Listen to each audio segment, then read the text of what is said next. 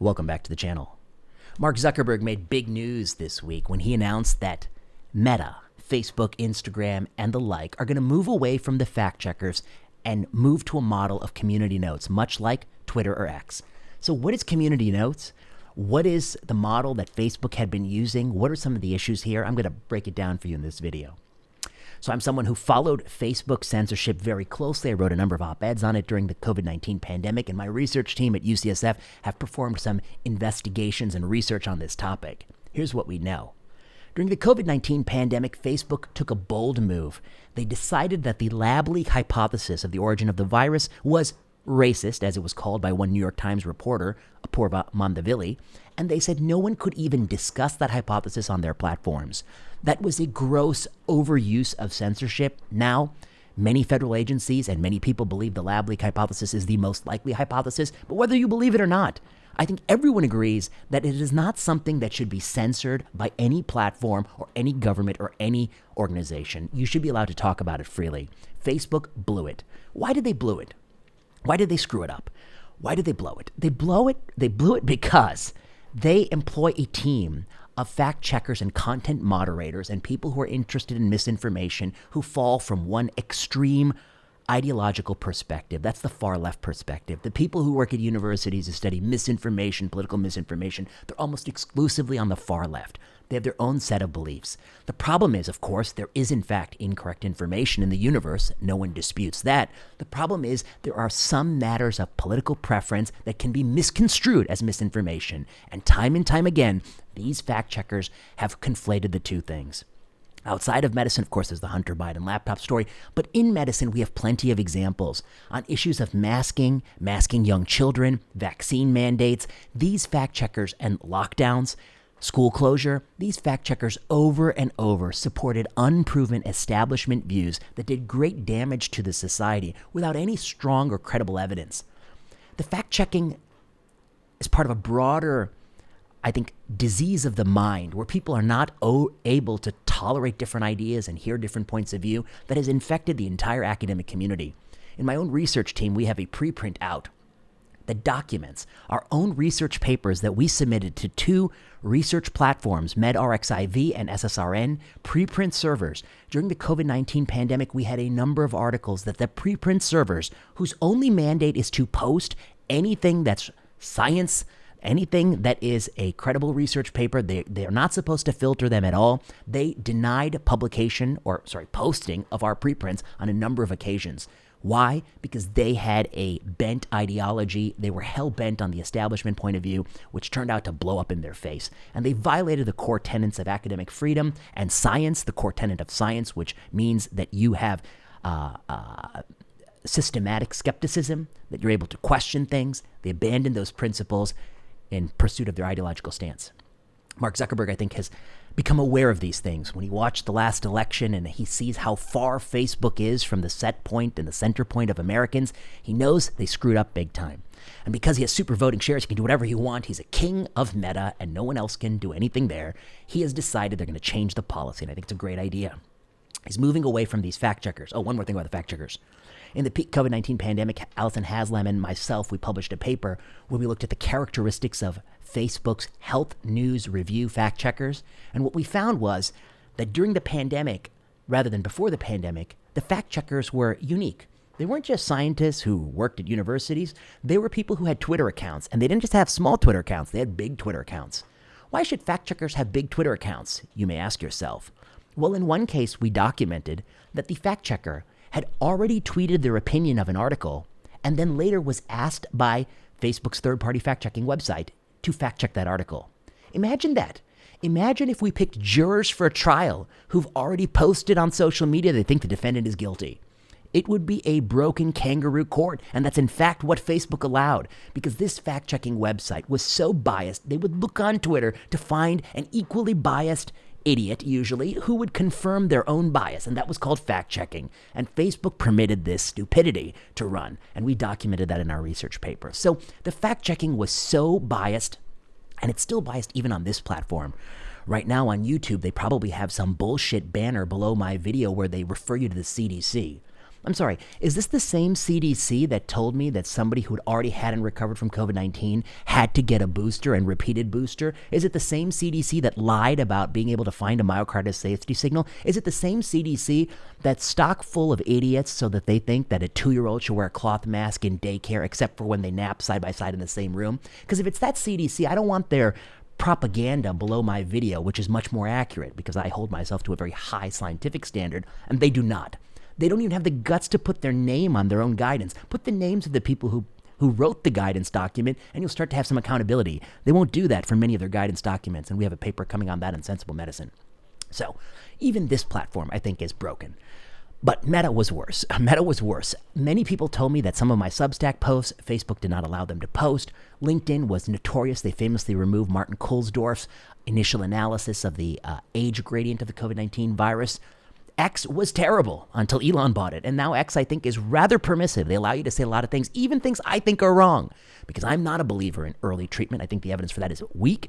And I'm not a believer in ivermectin and things of this nature. And I'm happy to elaborate that in a future video. I think I've already covered some of that in the past. I'm not a believer in those things, but I am a believer that lockdown was a huge mistake, that school closure was an error, that vaccine mandates were always unethical. I said that from the outset. So in many ways, I am a believer in some of these views that were deemed inappropriate, but on some of these other views, I think that they're wrong. Having said that, I think they should be allowed to say those views, and they should be allowed to make their arguments, and the platform should not censor those views. Absolutely not. So, having said all that, Facebook is moving to community notes. Well, what the hell is community notes? Well, in Sensible Medicine, which is a Substack that I run currently with some colleagues, and by the way, Substack is also a good platform. Substack, to my knowledge, was actually perhaps even more permissive than X. Substack has allowed Alex Berenson and others to really push the envelope in terms of ideas. And Berenson, I think people may forget, has an extremely high batting average in terms of being right. Alex Berenson has been extremely accurate on a number of topics, on masks, on vaccines, etc. So I wouldn't bet against him. Let me put it that way. I don't always agree with him, but I wouldn't bet against him. So let's come to this article. This is written by John Ayers and Matthew Allen from UCSD. They've just done a research paper on community notes. What is community notes? Community notes is different than censoring or all these things are down throttling. Community notes means when somebody puts a post up, people can suggest addendums or clarifications to that post that are added or appended to that post that don't block the post, but rather are shown alongside the post. And these suggestions will only be shown if they are upvoted as helpful and useful and factual and accurate by people of all political persuasions. In order to get a community notes, you can't just get your tribe to like it. You need to get somebody in the other tribe to like it as well. You need to get people across the political spectrum who have different beliefs to both agree that this addendum and clarification is important. There are features of community notes that make it resistant to tampering. One, transparency is non-negotiable. That they're going to show you all these things and you can see the note process and you can see, I'm a community notes contributor, and so you can see how it's done. Two, I think it trusts the public. It puts the trust in the hands of the people. These are some bullet points from John's essay, that it allows people to have ultimate authority. Even Elon, the owner of the platform, has been community noted at least 70 times. 3, it controls for ideological biases. This is such an important point. In order to get a community notice up there, you can't just have Republicans or Democrats upvoting it. You need both. And that inherently moderates community notes. And then the final thing is, I think if anything, there are things on the platform that I want to be community noted that aren't community noted. Okay, what do I mean by that? Ashish Jha, recently, Brown University, he put up a side-by-side comparison of the United States childhood vaccination schedule and then the top 5 largest GDP income nations in Europe. And his argument was that we're roughly the same. Well, one of the things I noticed when I looked at his graph was, well, where is the Netherlands? Where is Sweden? And Ashish said something like, well, the Netherlands, Denmark, Sweden, these are smaller nations than the U.S., so they're not really comparable. But of course, only that, I have to be careful how I say this. That's a very silly thing to say, because vaccine strategy isn't really based on the borders of a nation. If anything, it should be based on population density and how porous the border and how much transit and inflow of people in a community. In other words, if we take Germany and we break it up into 25 states, should they suddenly all have different vaccination policies? Or if Denmark is swallowed up by Germany into a single state, should they change their vaccination policies? It's the most illogical thing I've ever heard, that a vaccination policy has to relate to your geographic borders. We could make the whole world one nation. So then would all the vaccination policies become the U.S.? I mean, it's really kind of a crazy thing to say. It's not a scientific thing to say. It's an illogical thing to say. So that's his first point. Second point, Ashish Jha famously himself pushed the COVID-19 booster in babies as young as 6 months. That was his decision to do that. Why he chose to die on that hill, I don't know. Because if he had an ounce of sense, he wouldn't have died on that hill. But President Biden asked him to die on that hill, perhaps, or somebody in the administration. He died on that hill. He's the one who wants babies to get boosters every year. He pushed it. You can go back and check all his news stories. He pushed it. And yet, that vaccination was not on his list of childhood vaccines, even though the CDC has added it to the routine childhood immunization schedule. So Ashish has, interestingly, forgotten the one thing that he pushed the hardest on, which is a very curious omission. A curious omission. Really very interesting how one can forget that. So I said the community notes should correct it, and people did suggest a community notes that Ashish Jha has interestingly left out influenza and COVID-19, one of which he happens to know a lot about because he rammed it down the throats of Americans. But that community note did not get enough Democrats, or presumably people on the left, to upvote it, so it is not actually appended to his incorrect and shitty post last I checked.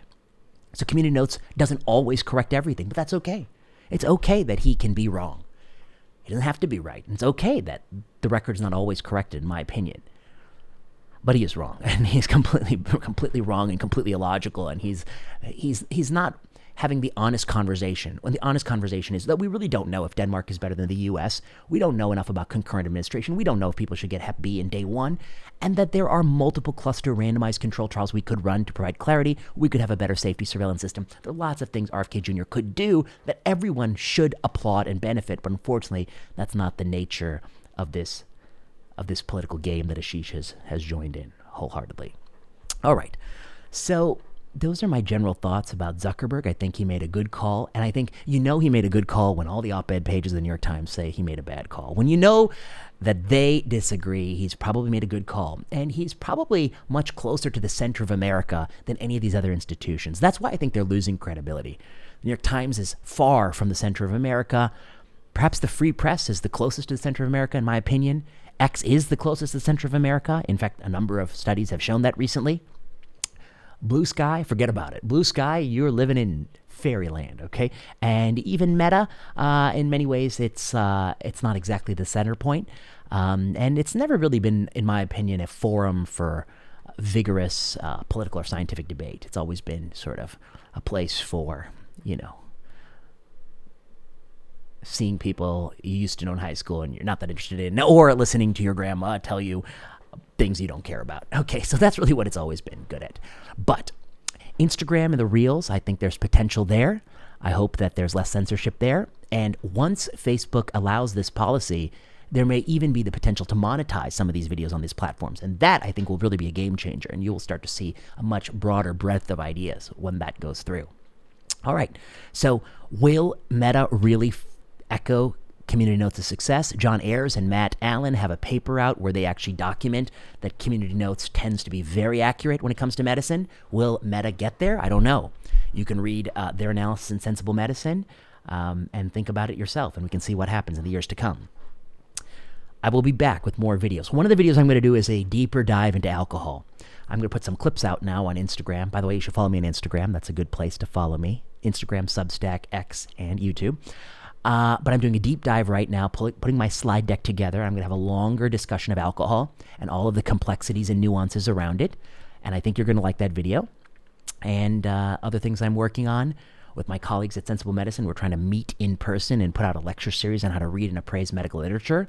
I have a very interesting discussion, part 2 of my systematic review lecture that I recently gave that I'm going to be posting on this platform. I still have some lectures from WashU St. Louis that I need to post. I notice some of you don't like my lecture videos as much, but you should watch them because there's a lot more interesting and scientific content in those lecture videos than these short-form videos. But I appreciate you tuning into the channel. If you like this video, become a subscriber. I'm Follow me on these platforms, and I will be back with more videos. And we are now in 2025, so this is the first video of the new year, and so more to come. Hopefully a better year this year, more videos and more interesting content. All right, until next time.